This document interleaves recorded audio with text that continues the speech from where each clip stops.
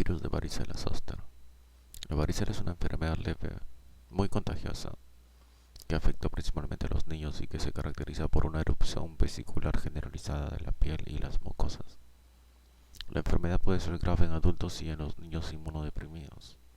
El zóster es una enfermedad incapacitante esporádica que afecta a adultos o individuos inmunodeprimidos y que se caracteriza por un exantema de distribución limitada a la piel inervada por un solo ganglio sensorial. Las lesiones son similares a las de la varicela. Las dos enfermedades son causadas por el mismo virus. La varicela es la enfermedad aguda que se presenta tras el contacto primario con el virus, en tanto que el zóster es la respuesta del hospedador parcialmente inmune ante la reactivación del virus de la varicela presente en forma latente en las neuronas de los ganglios sensoriales. Propiedades del virus. El virus de varicela zoster es morfológicamente idéntico a herpes simple virus. No tiene ningún reservorio animal. El virus se propaga en los cultivos de tejido embrionario humano y produce cuerpos de inclusión intracelular característicos.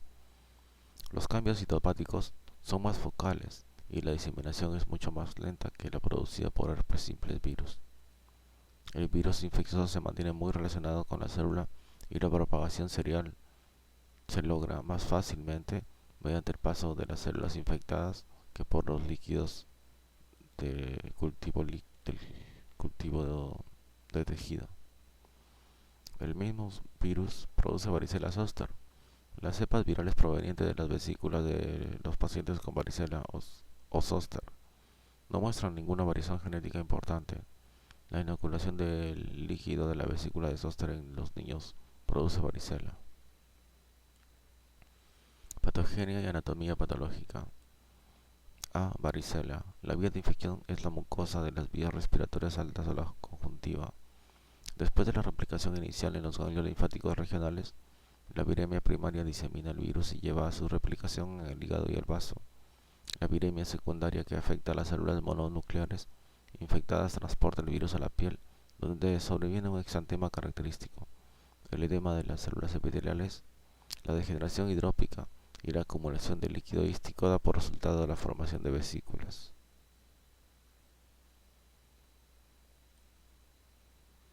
La replicación del virus de varicela zoster y su diseminación se limitan por las respuestas inmunitarias tanto humorales como celulares. También puede intervenir el interferón. B. Zoster. Las lesiones cutáneas de zoster son histopatológicamente idénticas a las de la varicela. Asimismo, hay una inflamación aguda de los nervios sensoriales y los ganglios. A menudo solamente un ganglio puede estar afectado. Por regla general, la distribución de las lesiones en la piel corresponde con las zonas de inervación de un ganglio de la raíz dorsal individual. No se ha esclarecido lo que desencadena la reactivación de las infecciones latentes por el virus de varicela zoster en los ganglios. Se piensa que el desvanecimiento de la inmunidad permite que ocurra la replicación viral en un ganglio y que causa inflamación intensa y dolor. El virus viaja por todo el nervio hasta la piel y provoca la formación de vesículas. La inmunidad mediada por células probablemente es la defensa más importante del hospedador por contener el virus de varicela zoster. Las reactivaciones son esporádicas y las recidivas son infrecuentes. Manifestaciones clínicas. A. Varicela. La varicela asintomática es infrecuente. El periodo de incubación de la enfermedad típica es de 10 a 21 días. Los síntomas más incipientes son el ataque al estado general y la fiebre, seguidos poco después de exantema, primero en el tronco y luego en la cara, las extremidades y la boca, bucal y faringia. Aparecen nuevas vesículas sucesivas en conglomerados de manera que pueden verse al mismo tiempo todas las etapas de máculas, pápulas, vesículas y costras. El exantema persiste por unos 5 días y la mayoría de los niños presenta varios centenares de lesiones cutáneas. Las complicaciones son infrecuentes en los niños normales y la tasa de mortalidad es baja. La encefalitis ocurre en casos raros y puede ser potencialmente mortal. Algunos de los sobrevivientes de la encefalitis por varicela quedan con secuelas permanentes. En la varicela neonatal se contrae la infección de la madre inmediatamente antes o después del nacimiento, pero sin una respuesta inmunitaria suficiente para modificar la enfermedad. El virus suele diseminarse ampliamente y en ocasiones es mortal. Se han descrito casos del síndrome de varicela congénita tras los casos maternos de varicela durante el embarazo. La neumonía por varicela es infrecuente en niños sanos, pero es la complicación más frecuente en los recién nacidos, en los adultos y en los pacientes inmunodeficientes. Es la causa de muchas muertes relacionadas con la varicela. Los pacientes inmunodeprimidos tienen un mayor riesgo de complicaciones de varicela, incluidos los sujetos con cáncer, receptores de órganos o infección por VIH, y los que reciben dosis altas de corticosteroides. Es posible que se presente coagulación intravascular diseminada, que es rápidamente mortal. Los niños con leucemia son muy propensos a presentar infección diseminada y grave por el virus de la varicela zoster. B. Zoster. El zóster suele presentarse en personas inmunodeprimidas a consecuencia de enfermedades, tratamiento o envejecimiento, pero a veces se presenta en adultos jóvenes sanos. Por lo general comienza con dolor intenso en la zona de la piel, en la mucosa inervada por uno o más grupos de los nervios y ganglios sensoriales. A los pocos días después del inicio aparece un racimo de vesículas sobre la piel inervada por los nervios afectados. Son afectados muy a menudo el tronco, la cabeza y el cuello. Y la división oftálmica del nervio trigémino resulta afectada en 10 a 15% de los casos. La complicación más frecuente de zóster en los ancianos es la neuralgia posherpética, dolor prolongado que puede continuar durante meses.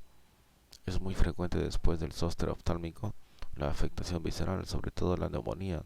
Es causa de muerte que ocurre en los pacientes inmunodeprimidos con zóster, menos de 1% de los pacientes. Inmunidad. Los virus de la varicela y del zóster son idénticos, y las dos enfermedades son resultados de diferentes respuestas del hospedador. Se cree que la infección previa con varicela confiere una inmunidad de por vida contra ella. Los anticuerpos provocados por la vacuna contra la varicela persisten durante un mínimo de 20 años. El zóster se presenta en presencia de anticuerpos neutralizantes contra la varicela. En personas con infecciones por herpes simple pueden presentarse incrementos del título de anticuerpo contra la varicela. La aparición de inmunidad mediada por células específicas contra el virus de varicela zoster es importante en el restablecimiento tanto de la varicela como del zóster. La aparición del interferón local también contribuye al restablecimiento. Los virus de varicela zoster, al igual que otros herpesvirus, codifican los medios para evadir las respuestas inmunitarias del hospedador. Por ejemplo, disminuye el complejo de histocompatibilidad mayor de clase 1 y la expresión del antígeno 2. Diagnóstico de laboratorio. En los frotis teñidos de descamación o exudado de la base de las vesículas, frotis de Zancke, se observan células gigantes multinucleadas. Estas no se encuentran en las vesículas no herpéticas. Se pueden demostrar antígenos virales intracelulares mediante tinción inmunofluorescente de frotis similares.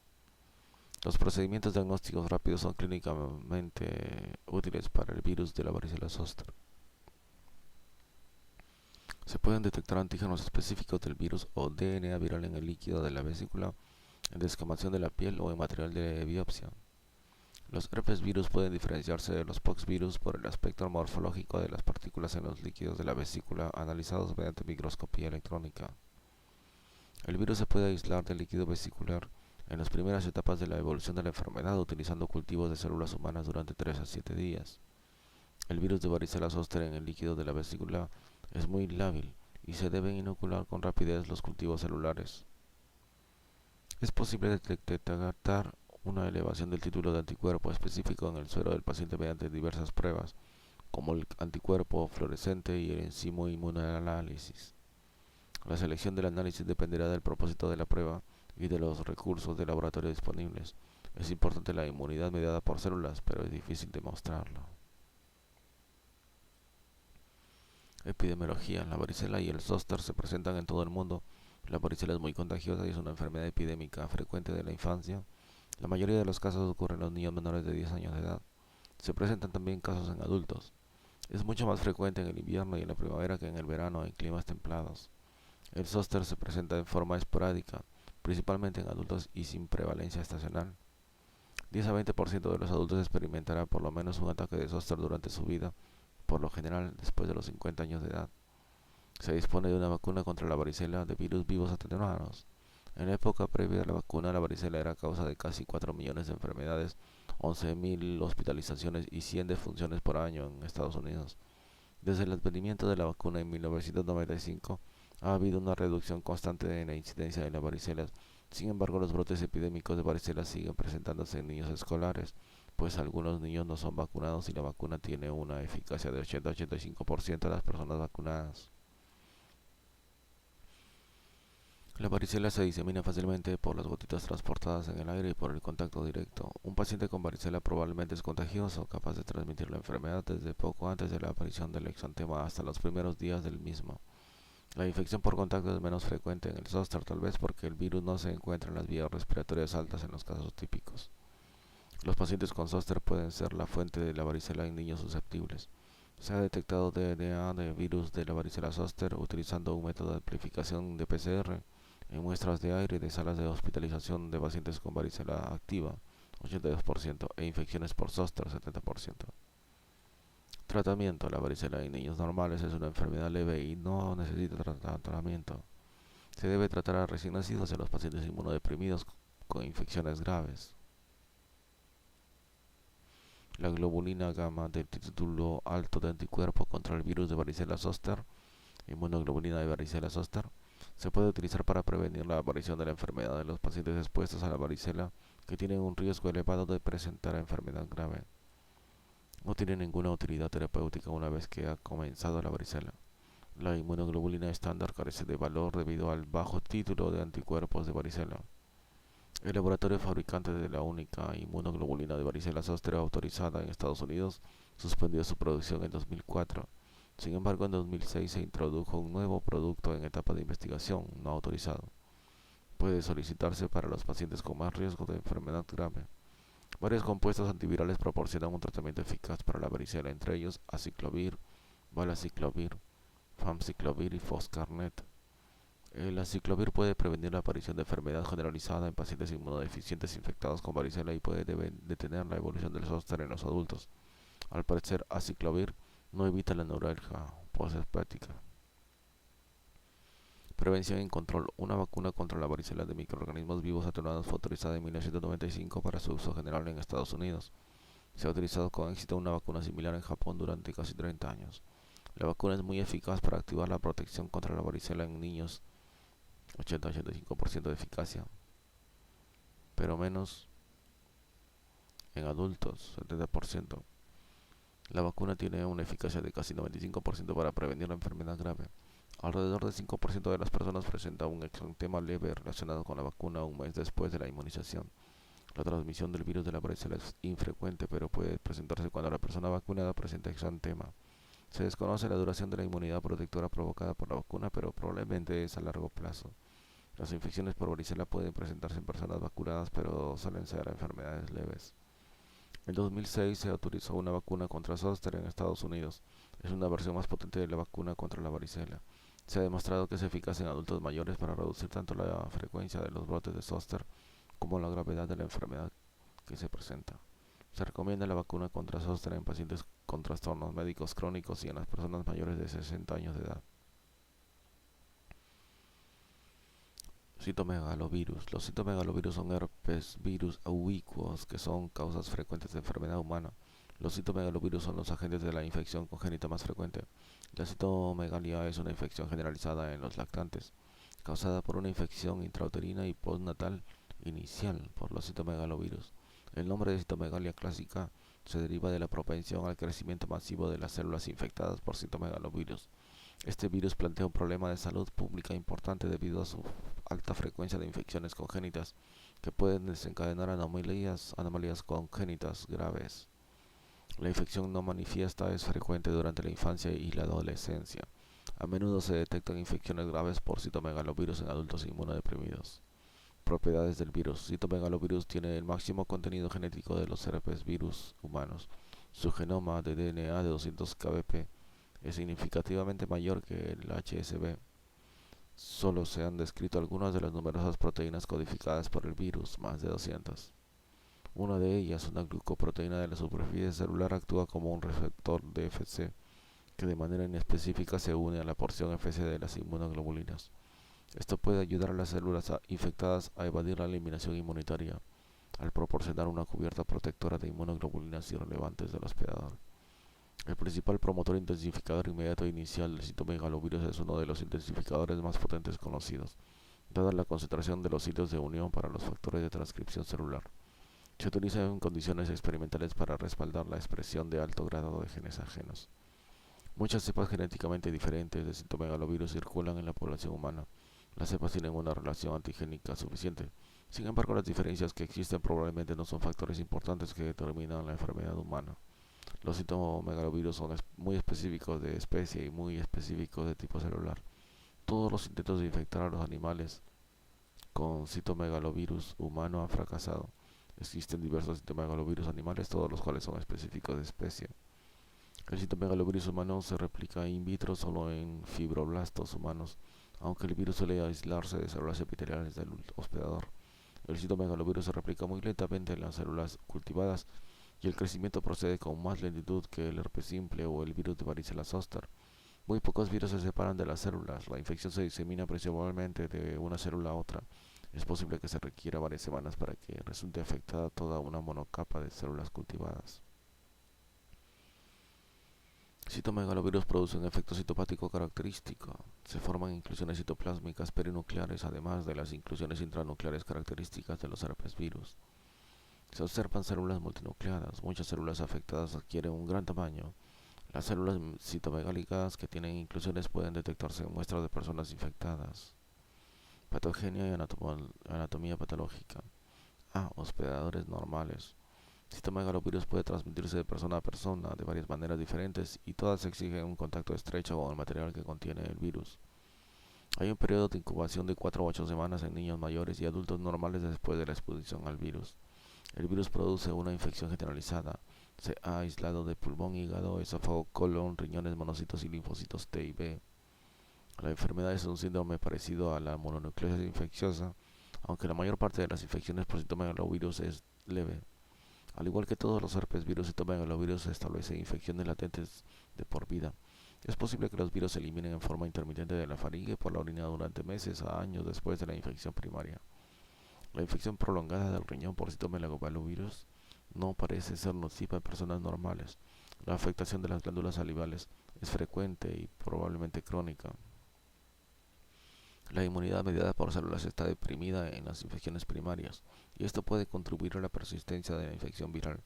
En ocasiones se requieren varios meses para el restablecimiento de las respuestas celulares. B. Hospedadores inmunodeprimidos.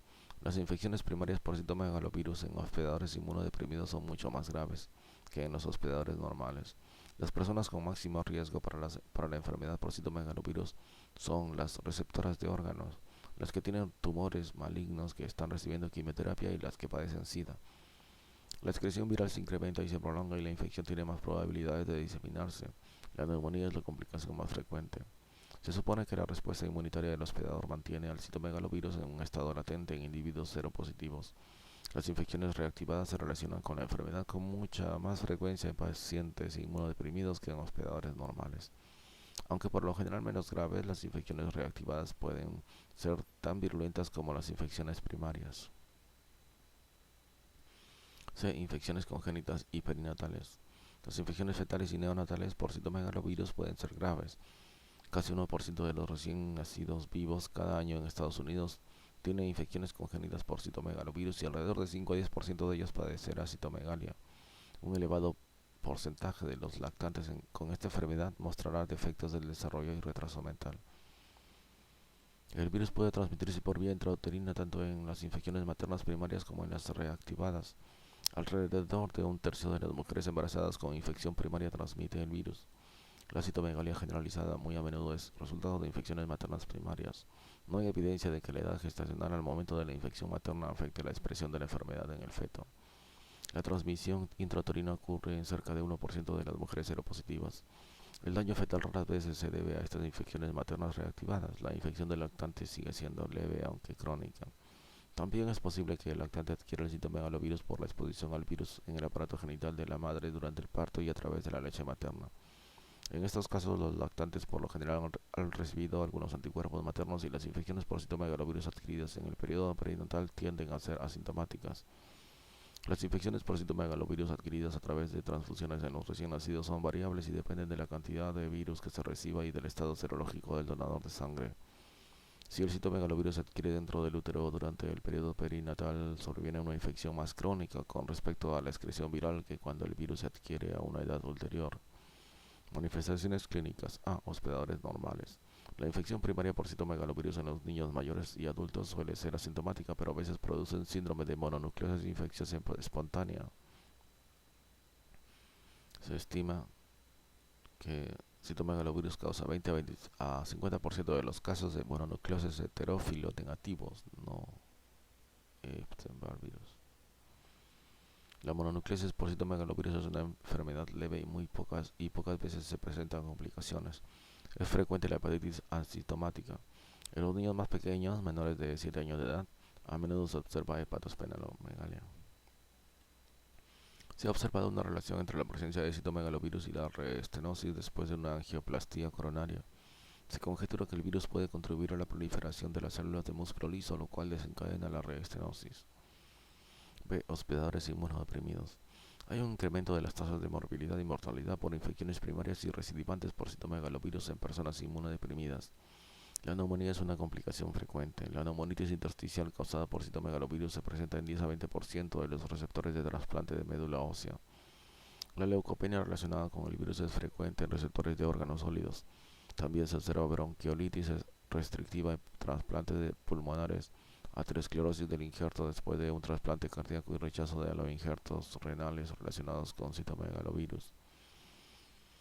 Citomegalovirus a menudo produce enfermedad diseminada en pacientes con SIDA no tratados. Son problemas frecuentes la gastroenteritis, la corioretinitis y esta última a menudo desencadena ceguera progresiva.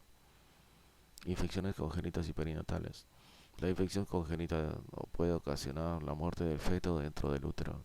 La citomegalia de los recién nacidos se caracteriza por la afectación del sistema nervioso central y el sistema reticuloendotelial. Las manifestaciones congénitas constituyen el retraso del crecimiento intrauterino, ictericia, hepatosplenomegalia, trombocitopenia, microcefalia y retinitis. Las tasas de mortalidad ascienden a 20% aproximadamente. La mayoría de los sobrevivientes presentará defectos importantes del sistema nervioso central al cabo de 2 años. Son frecuentes la sordera grave, las anomalías oculares y el retraso mental. Alrededor de 10% de los lactantes con infección congénita por citomegalovirus asintomático presentará sordera. Se ha calculado que 1 de cada 1000 recién nacidos en Estados Unidos presenta retraso grave como consecuencia de una infección por citomegalovirus congénita. Muchas mujeres infectadas previamente por citomegalovirus muestran reactivación y comienzan a excretar el virus por el cuello uterino durante el embarazo. En el momento del parto, a través del conducto del parto infectado, los lactantes se infectan, aunque el conducto del parto infectado. Los lactantes se infectan, aunque poseen altos títulos de anticuerpo materno adquiridos a través de la placenta. Estos lactantes comienzan a diseminar el virus más o menos a los 8 a 12 semanas de edad. Continúan excretándolo durante varios años, pero se mantienen sanos. La infección adquirida por citomegalovirus es frecuente y por lo general no se manifiesta. El virus se disemina por la saliva y la orina de personas infectadas durante semanas o meses. Citomegalovirus puede ser una causa de neumonía aislada en lactantes menores de 6 meses de edad. Inmunidad. En Estados Unidos los anticuerpos contra citomegalovirus en los seres humanos aumentan con la edad, desde casi 40% en adolescentes a más de 80% en personas mayores de 60 años de edad. La reactivación de la infección latente ocurre en presencia de inmunidad humoral. Los anticuerpos de la leche materna no evitan la transmisión de la infección a los lactantes. Los anticuerpos maternos protegen más contra la aparición de enfermedad grave en el lactante que contra la transmisión viral. Diagnóstico de laboratorio. Reacción en cadena de polimerasa y análisis de detección de antígeno. Los análisis de PCR han sustituido al aislamiento del virus en la detección sistémica de las infecciones por citomegalovirus. Los métodos de cultivo celular del aislamiento viral son demasiado lentos para ser de utilidad como guía del tratamiento, sobre todo en los pacientes inmunodeprimidos. Los análisis de PCR están diseñados para detectar el virus en replicación, no los genomas virales latentes. La sangre y la orina son las que se analizan con más frecuencia. Los análisis de PCR pueden proporcionar datos sobre la densidad viral, lo cual al parecer es importante para pronosticar la enfermedad por citomegalovirus. Es importante utilizar los anticuerpos monoclonales contra los antígenos virales para detectar leucocitos positivos para el virus en los pacientes. Aislamiento del virus. Se utilizan fibroblastos humanos para tratar de aislar el virus. El virus puede obtenerse muy fácilmente de los lavados faringios y de la orina. En los cultivos se deben necesitarse 2 a 3 semanas para que aparezcan los cambios citológicos, los cuales consisten en pequeños focos de células hinchadas y translúcidas con grandes inclusiones intranucleares. El virus se mantiene asociado a la célula. C. Análisis serológico. Muchos tipos de análisis permiten detectar los anticuerpos de inmunoglobulina G contra citomegalovirus indicativos de una infección previa y el potencial de que se experimente reactivación. La detección de anticuerpos inmunoglobulina M virales señala una infección activa. Los análisis serológicos no son informativos en los pacientes inmunodeprimidos. Así, las técnicas serológicas no permiten distinguir las diferencias de cepas entre las aisladas. Epidemiología. Citomegalovirus es endémico en todas partes del mundo, se desconocen las epidemias, se presenta durante todo el año y no se observa ninguna variación estacional en las tasas de infección. La prevalencia de la infección varía según la posición socioeconómica, las condiciones de vivienda y las prácticas de higiene. La prevalencia de anticuerpos puede ser moderada de 40 a 70% en los adultos de grupos socioeconómicos altos de los países desarrollados, en contraste con una prevalencia de 90% en niños y adultos de países en vías de desarrollo y de grupos socioeconómicos bajos en los países desarrollados. Las infecciones nuevas casi siempre son asintomáticas. Después de la infección, el virus se propaga desde múltiples sitios. La diseminación viral puede continuar durante años, a menudo de manera intermitente, conforme se reactiva el virus latente. Por consiguiente, las exposiciones a citomegalovirus son amplias y frecuentes. Los seres humanos son el único hospedador del citomegalovirus. Para la transmisión es necesario el contacto interpersonal estrecho. El virus puede eliminarse por orina, saliva, semen, leche materna y secreciones cervicuterinas y es transportado en los leucocitos circulares. La diseminación oral y respiratoria probablemente son las vías predominantes de la transmisión de citomegalovirus. El citomegalovirus puede transmitirse por transfusiones sanguíneas. El riesgo estimado es muy variable, es de casi a 1 a 5% por unidad de sangre completa. Los receptores de órganos sólidos negativos corren riesgo, ya que un órgano seropositivo transmite el virus en 60 a 80% de los casos. La infección intrauterina puede producir enfermedad grave en el recién nacido. Casi 1% de los lactantes nacidos en Estados Unidos se infectan por citomegalovirus. La mayoría tienen infecciones leves pero crónicas. 5 a 10% tiene citomegalia con defectos concomitantes del desarrollo y una elevada mortalidad. Las infecciones congénitas, sean leves o clínicamente manifiestas, producen infecciones crónicas con diseminación viral detectable durante años. Un número mucho mayor de lactantes se infecta con citomegalovirus en los primeros meses de vida, a menudo por leche materna infectada o por el contagio en las guarderías. La mayor parte de estas infecciones se debe, pero por lo general es crónica y hay una diseminación persistente del virus. La transmisión intrauterina ocurre en casi 40% de las infecciones primarias de las madres. Tales infecciones maternas primarias durante el embarazo son causa de casi todos los casos de citomegalia. Los lactantes y los niños con infecciones por citomegalovirus leves constituyen la principal fuente de exposición. Otras infecciones congénitas se deben a reactivaciones de infecciones maternas latentes. La transmisión intrauterina por tales reactivaciones es infrecuente, aproximadamente 1%. Las infecciones por citomegalovirus se incrementan mucho en pacientes inmunodeprimidos. Los receptores de trasplante a menudo presentan infecciones, la mayor parte de las cuales se debe a reactivaciones de sus propios virus latentes. Tratamiento y control. Se ha demostrado que los tratamientos farmacológicos de las infecciones por citomegalovirus producen algunos resultados alentadores. El ganciclovir, un nucleócido estructuralmente relacionado con aciclovir, se ha utilizado eficazmente para tratar las infecciones por citomegalovirus que ponen en riesgo la vida en pacientes inmunodeprimidos. La gravedad de la retinitis por citomegalovirus, esofagitis y colitis se reduce con ganciclovir. Además, el tratamiento inicial con este último fármaco disminuye la frecuencia de neumonía por citomegalovirus en receptores de aloinjerto de médula ósea. Ganciclovir también controla la sordera progresiva en recién nacidos con infecciones congénitas. Foscarnet, un análogo del pirofosfato inorgánico, se recomienda para tratar la retinitis por citomegalovirus. El aciclovir y el valaciclovir han demostrado algunas ventajas en los pacientes con trasplante de médula ósea y renal. No se dispone de medidas de control específicas para evitar la diseminación del citomegalovirus. Es recomendable el aislamiento de los recién nacidos con citomegalia generalizada transmitida por otros recién nacidos. La detección sistémica de los donadores y receptores de trasplante para identificar anticuerpos contra citomegalovirus evita algunas transmisiones de citomegalovirus primario. La población de receptores de trasplante seronegativos para citomegalovirus representa un grupo de alto riesgo para las infecciones por citomegalovirus. La administración de inmunoglobulina G humana preparada a partir de reservas de plasma obtenidas de personas sanas con títulos altos de anticuerpos contra citomegalovirus y inmunoglobulina de citomegalovirus ha producido resultados contradictorios en las pruebas para disminuir la frecuencia de las infecciones virales en los receptores de trasplante. La inmunoglobulina de citomegalovirus tiene un abastecimiento escaso. Se ha recomendado el empleo de sangre de donadores seronegativos cuando los lactantes necesitan transfusiones múltiples. Este método eliminará las infecciones por citomegalovirus adquiridas con las transfusiones, pero es difícil de poner en práctica. Se están desarrollando vacunas contra citomegalovirus tanto de microorganismos vivos como recombinantes. Virus de Epstein-Barr. El virus EBV, Epstein-Barr virus, es un herpes virus ubicuo que es causa de mononucleosis infecciosa aguda y se relaciona con carcinoma nasofaringeo, linfoma de Burkitt, linfoma de Hodgkin y linfomas no hodgkianos.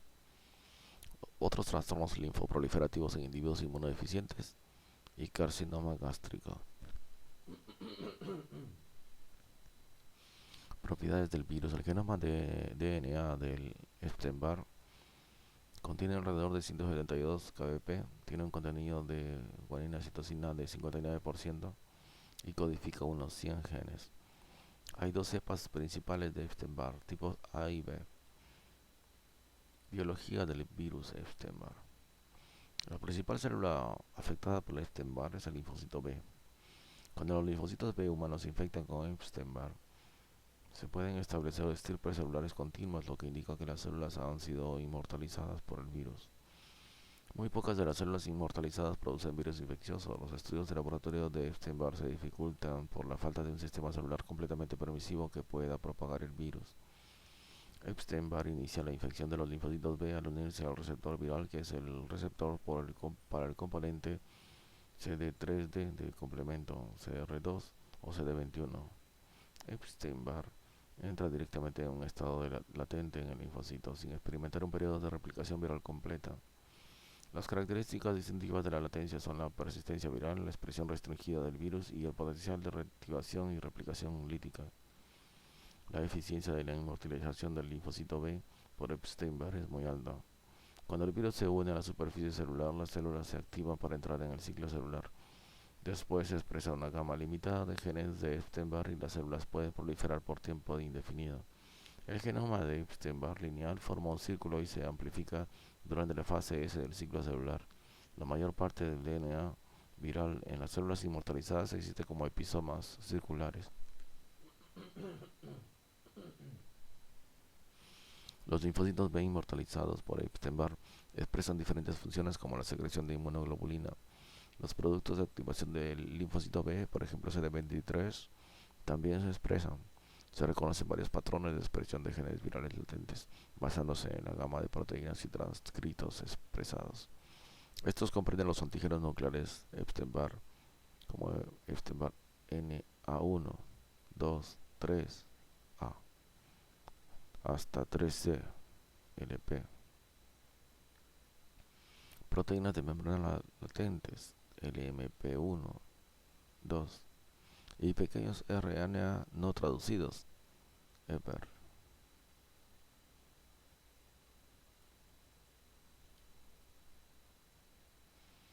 En un determinado momento, muy pocas células, menos de 10% de una población inmortalizada, liberan partículas virales. La latencia se altera y el genoma de Epstein-Barr se activa para replicarse en una célula por diversos estímulos, como los agentes químicos activadores o entrecruzamiento con la inmunoglobulina de la superficie celular. Epstein-Barr se puede replicar in vivo en células epiteliales de bucofaringe, glándulas parátidas y cuello uterino. Se detecta en células epiteliales de algunos carcinomas nasofaringeos. Aunque las células epiteliales in vivo contienen un receptor de Epstein-Barr, el receptor se pierde en las células cultivadas. Epstein-Barr puede producir diversos trastornos linfoproliferativos. La expresión del gen viral en estas células es limitada y varía desde solo EPNA1 hasta el complemento completo de proteínas que se encuentran en las células B con infección latente. Antígenos virales. Los antígenos de Epstein-Barr se dividen en tres clases, con base en la fase del ciclo vital del virus en el cual se expresan. 1. Los antígenos de fase latente son sintetizados por las células con infección latente. Estos comprenden los EBNA y los LMP. Su expresión revela que hay un genoma de Epstein-Barr. Solo se expresa invariablemente EBNA1 necesario para mantener los episomas de DNA viral. La expresión de otros antígenos de fase latente puede ser regulada en diferentes células. El MP1 se parece a un receptor de factor de crecimiento activado. 2. Los antígenos iniciales son proteínas no estructurales cuya síntesis no depende de la replicación del DNA viral. La expresión de los antígenos iniciales indica la aparición de la replicación viral productiva. 3. Los antígenos tardíos son los componentes estructurales de la cápsula viral, antígeno de cápside viral, y la envoltura viral glucoproteína. Se producen abundantemente en las células sometidas a infección viral productiva. Infecciones en animales de experimentación. Epstein-Barr es muy específico de especie de seres humanos. Sin embargo, los tamarinos, cabeza de algodón inoculados con Epstein-Barr a menudo presentan linfomas malignos mortales. Patogenia y anatomía patológica. Infección primaria. Epstein-Barr suele transmitirse por la saliva infectada e inicia una infección en la bucofaringe. La replicación viral ocurre en las células epiteliales o los linfocitos B de la superficie de la faringe y las glándulas salivales. Muchas personas propagan bajas concentraciones de virus durante semanas a meses después de la infección. Los linfocitos B infectados difunden la infección desde la bucofaringe a todo el organismo. En personas normales, la mayor parte de las células infectadas con el virus son eliminadas, pero algunos linfocitos con infección latente persisten durante toda la vida en el hospedador. 1 en 10 a la 5 a 10 a la 6 linfocitos B. Las infecciones primarias en los niños suelen ser asintomáticas, pero si se presentan en adultos jóvenes, a menudo sobreviene una mononucleosis infecciosa aguda. La mononucleosis es una estimulación policlonal de los linfocitos. Los linfocitos B infectados con Epstein-Barr sintetizan inmunoglobulina. Los autoanticuerpos son característicos de la enfermedad y el anticuerpo heterófilo que reacciona con los antígenos en los eritrocitos de carnero es el anticuerpo característico. Reactivación a partir de la latencia. Se pueden presentar reactivaciones de las infecciones latentes por Epstein-Barr según se pone de manifiesto por un incremento de las concentraciones del virus en la saliva y el DNA de los eritrocitos. Estos suelen ser clínicamente asintomáticos. Se sabe que la inmunosupresión reactiva la infección, a veces con consecuencias graves. Manifestaciones clínicas. La mayor parte de las infecciones primarias en los niños es asintomática. En los adolescentes y en los adultos jóvenes, el síndrome característico relacionado con la infección primaria es la mononucleosis infecciosa. Alrededor del 50% de las infecciones. El Epstein-Barr también se relaciona con varios tipos de cáncer. Como A. Mononucleosis infecciosa. Tras un periodo de incubación de 30 a 50 días se presentan síntomas de cefalea, fiebre, ataque del estado general, fatiga y faringitis. Son características la adenomegalia y la esplenomegalia. Algunos pacientes presentan signos de hepatitis. La enfermedad clásica suele ceder espontáneamente y dura 2 a 4 semanas. Durante la enfermedad hay un incremento del número de leucocitos circulantes con predominio de linfocitos. Muchos de estos son linfocitos T atípicos. La febrícula y el ataque al estado general puede persistir durante semanas a meses después de la enfermedad aguda. Las complicaciones son infrecuentes en los hospedadores normales. B. Cáncer. Epstein-Barr se relaciona con el linfoma de Burkitt, el carcinoma nasofaringeo, el linfoma de Hodgkin y los linfomas no hodgkianos y el carcinoma gástrico. Los trastornos linfoproliferativos por post-trasplante relacionados con Epstein-Barr constituyen una complicación en los pacientes inmunodeprimidos. Los sueros de los pacientes con linfoma de Burkitt o carcinoma nasofaringeo contienen concentraciones elevadas de anticuerpo contra los antígenos específicos de virus y los tejidos tumorales contienen DNA de Epstein-Barr y expresan un número limitado de genes virales.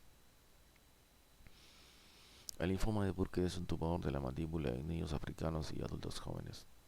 La mayoría de los tumores africanos, más del 90%, contienen DNA de Epstein-Barr virus y expresan antígenos de EBNA1.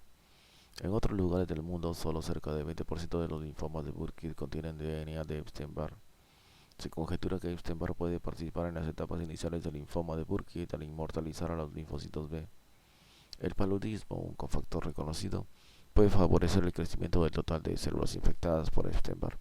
Por último, hay translocaciones cromosómicas características en las que participan genes de la inmunoglobulina y dan por resultado la pérdida de control de la expresión del protooncogen c-MYC. El carcinoma nasofaríngeo es un cáncer de células epiteliales y es frecuente en varones de origen chino. El DNA de Epstein-Barr se encuentra con regularidad en las células de carcinoma nasofaríngeo y los pacientes tienen altas concentraciones de anticuerpos contra Epstein-Barr. Se expresan EBNA1 y LMPM1. Se piensa que los factores genéticos ambientales son importantes en la patogenia del carcinoma nasofaríngeo. Los pacientes inmunodeprimidos son susceptibles a las enfermedades linfoproliferativas provocadas por Epstein-Barr que pueden ser mortales. De 1 a 10% de los pacientes con trasplantes presenta un trastorno linfoproliferativo relacionado con Epstein-Barr a menudo al experimentar una infección primaria. Pueden presentarse linfomas de linfocitos B monoclonales agresivos. Los pacientes con SIDA son susceptibles a los linfomas relacionados con Epstein-Barr y leucoplasia vellosa bucal, una masa verrugoide que aparece en la lengua. Es un foco epitelial de replicación de Epstein-Barr. Prácticamente todos los linfomas no hodgkianos que afectan al sistema nervioso central se relacionan con Epstein-Barr, en tanto que menos del 50% de los linfomas sistémicos es positivo para Epstein-Barr virus. Además de Epstein-Barr, se relaciona con la enfermedad de Hodgkin clásica, de manera que el genoma viral se detecta en las células malignas de Rett-Steinberg hasta en 50% de los casos. Inmunidad. Las infecciones por Epstein-Barr desencadenan una respuesta inmunitaria intensa que consta de anticuerpos dirigidos contra muchas proteínas específicas de virus, diversas respuestas mediadas por células y secreción de linfocinas y secreción de linfocinas. La inmunidad celular y los linfocitos T citotóxicos son importantes para limitar las infecciones primarias y controlar las infecciones crónicas. Las pruebas serológicas para determinar el tipo de anticuerpos específicos a diferentes clases de antígenos de Epstein-Barr constituyen el medio habitual de confirmar el estado de un paciente con respecto a la infección por Epstein-Barr. Diagnóstico de laboratorio. A. Aislamiento e identificación del virus. La hibridación de ácido nucleico es el medio más sensible para detectar a Epstein-Barr en secreciones del paciente. El RNA de EBR se expresa de forma abundante en las células infectadas de manera latente y lítica y proporciona un blanco diagnóstico útil para detectar células infectadas por Epstein-Barr mediante hibridación. Es posible demostrar antígenos virales directamente en tejidos linfoides y en carcinomas nasofaríngeos. Durante la fase aguda de la infección, alrededor de 1% de los linfocitos circulantes serán marcadores de Epstein-Barr.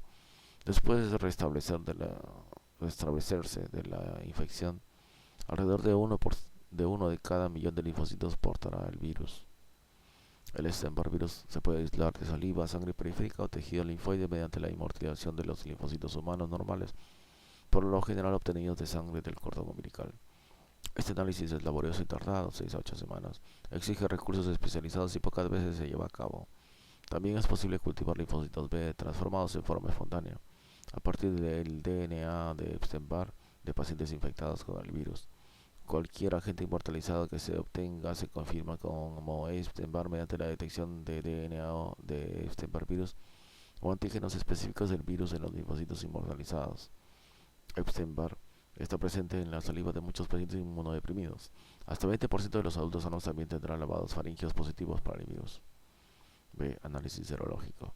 Los procedimientos serológicos frecuentes para detectar anticuerpos contra Epstein-Barr son las pruebas de ELISA, las pruebas de inmunotransferencia y las pruebas inmunofluorescentes indirectas que utilizan células linfoides positivas para Epstein-Barr. En la figura 3313 se muestra el patrón típico de respuestas de anticuerpos a antígenos específicos de Epstein-Barr después de una infección primaria. En las primeras etapas de la enfermedad aguda ocurre una elevación transitoria de los anticuerpos de inmunoglobulina M contra el antígeno de la cápside viral, que es reemplazada a las pocas semanas por anticuerpos de inmunoglobulina G contra este antígeno, el cual persiste de por vida. Poco después aparecen anticuerpos contra el antígeno inicial, que persisten por varios meses. Varias semanas después de la infección aguda aparecen anticuerpos contra Epstein-Barr, con anticuerpos contra EBNA y el antígeno de membrana persisten de por vida.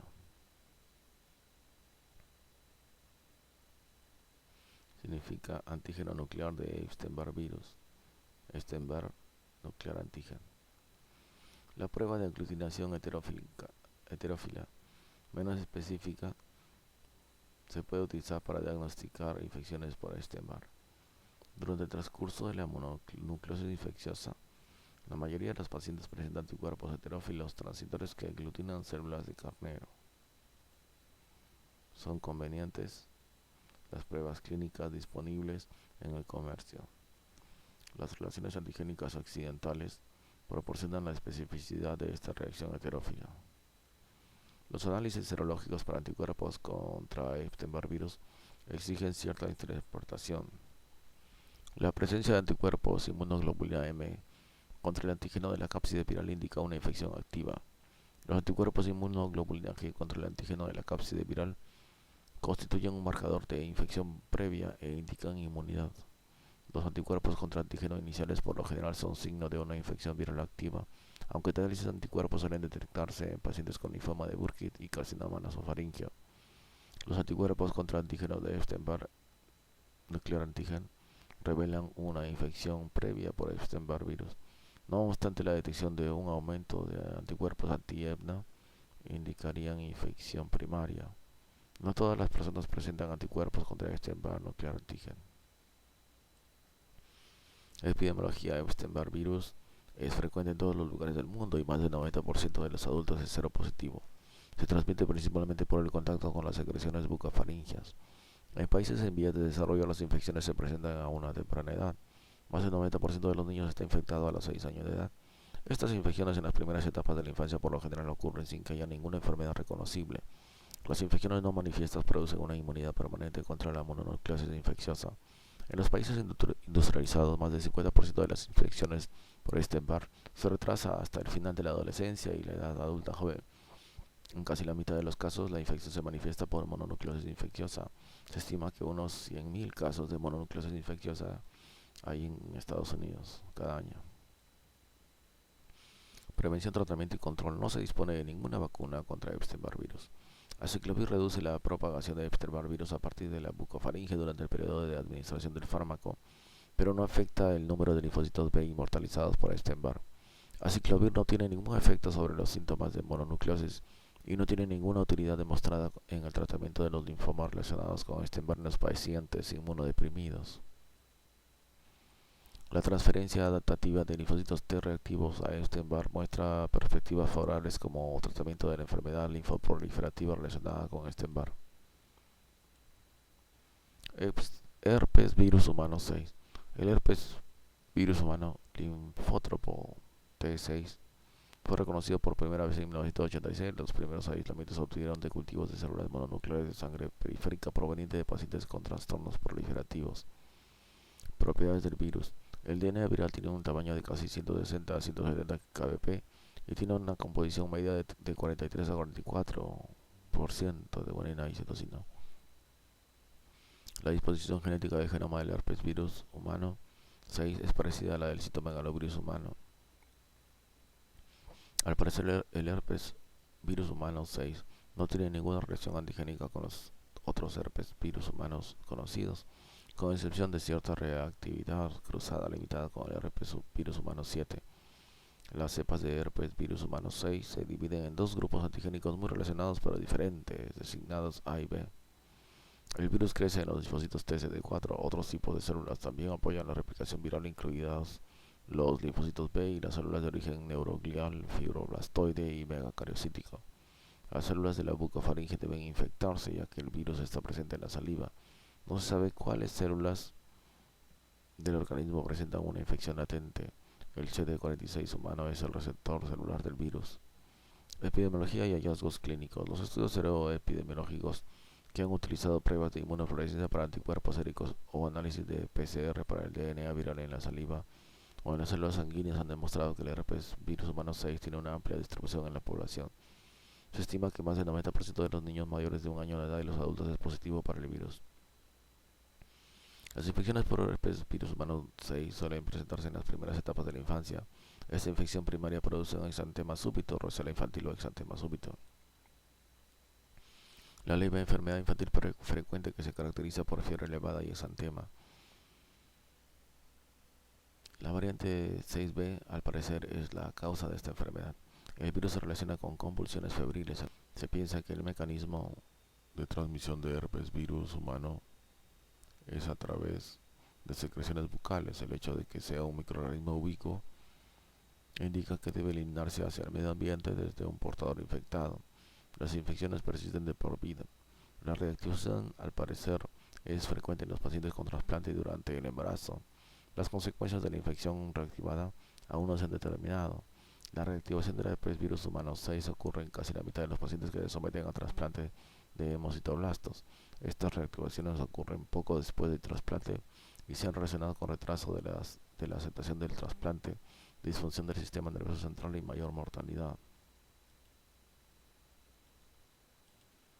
Herpes virus humano 7. Un herpes virus humano linfótropo T designado herpes virus humano 7 se aisló por primera vez en 1990 a partir de los linfocitos T activados obtenidos de linfocitos de sangre periférica de una persona sana. El herpes virus humano 7 es inmunológicamente diferente al herpes virus humano 6, aunque comparten casi 50% de homología en el DNA. El herpes virus humano 7 al parecer es un microorganismo ubicuo y casi todas las infecciones se presentan en la infancia, pero a una edad mayor que la observada por el herpes virus humano 6. Se establecen infecciones persistentes en glándulas salivales y se puede aislar el virus en la saliva de la mayoría de las personas. En un estudio longitudinal de adultos sanos, 75% de los sujetos excretaba el virus infeccioso en la saliva una o más veces durante un periodo de observación de 6 meses. De un modo similar, el herpes virus humano 6, la infección primaria por herpes virus humano 7 se ha relacionado con la roceola infantil en los lactantes y niños pequeños. Aún no se ha establecido alguna relación contra la enfermedad del herpes virus humano 7.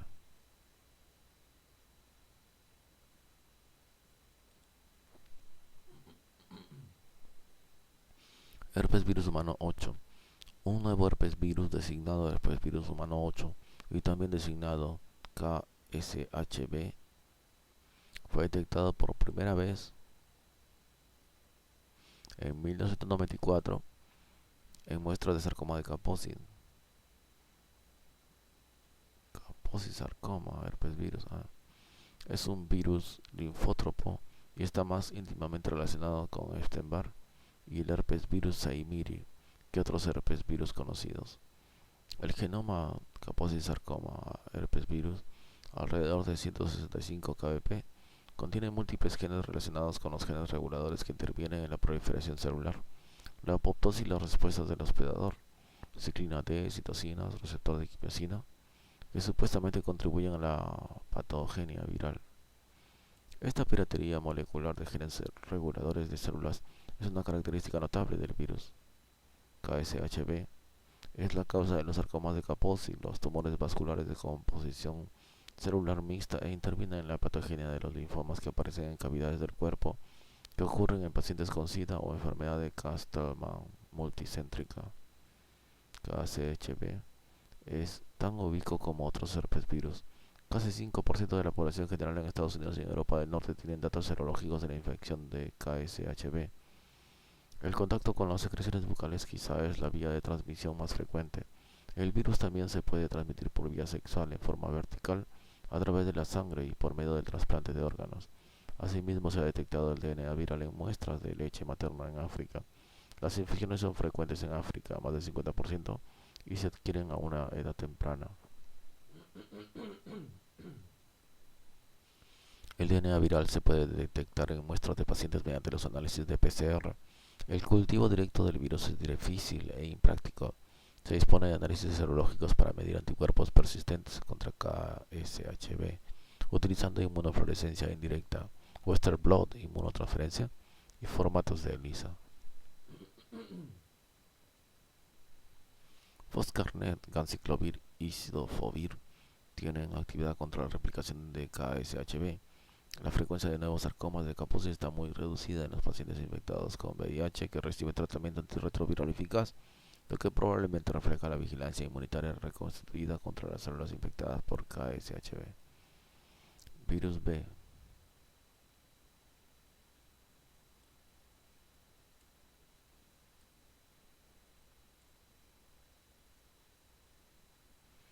Un niño de 3 años de edad previamente sano presenta una enfermedad viral infantil clásica. ¿Cuál de las siguientes infecciones virales principales de la infancia suele ser asintomática? Virus de la varicela zoster. ¿Cuál de las siguientes es un tratamiento recomendado para la infección genital por herpes simple? Aciclovir. Casi todas las infecciones por herpes virus son endémicas en todo el mundo. ¿Cuál de los siguientes virus muestra diferencias geográficas notables en la seroprevalencia? Kaposi, sarcoma, herpes virus, KSHB. Una estudiante universitaria de 19 años de edad presenta fiebre, faringitis y linfadenopatía que se acompaña de linfocitosis con células atípicas y un incremento de aglutininas de células de carnero. El diagnóstico más probable es mononucleosis infecciosa. El frotis de sangre de un raspado obtenido de una vesícula de piel en la piel demuestra células gigantes multinucleadas. ¿Con cuál de las siguientes virus se relacionan las células gigantes multinucleadas? Con varicela zoster. ¿Cuál de las siguientes aseveraciones con respecto a los herpes virus beta no es correcta? Tiene ciclos de crecimiento citolíticos breves en células cultivadas. 7. Una mujer de 28 años de edad tiene herpes genital recidivante. ¿Cuál de las siguientes aseveraciones en torno a las infecciones herpéticas genitales es correcta? Puede deberse a herpes simple 1 o a herpes simples 2. ¿Cuál de los siguientes virus produce un síndrome parecido a mononucleosis y se excreta en la orina? Citomegalovirus. Una mujer de 53 años de edad presenta fiebre y signos neurológicos focales. Las imágenes de resonancia magnética muestran una lesión en el lóbulo temporal izquierdo. ¿Cuál de las siguientes pruebas sería más apropiada para confirmar un diagnóstico de encefalitis por herpes simple en este paciente? Análisis de PCR para DNA viral en el líquido cefalorraquídeo. ¿Cuál de las siguientes tumores es causado por un virus diferente de Epstein-Barr? Sarcoma de Kaposi. Un brote epidémico de un exantema denominado herpes de la colchoneta ocurrió entre estudiantes de secundaria que compitieron en un torneo de lucha. ¿Cuál de las siguientes aseveraciones es la más exacta? El microorganismo causante de herpes simple 1. ¿En cuál de los siguientes grupos se recomienda la vacuna contra zoster? Personas mayores de 60 años de edad. La infección congénita más frecuente es causada por citomegalovirus. ¿Cuál de los siguientes grupos tiene más riesgo de contraer herpes zoster? Personas de edad avanzada.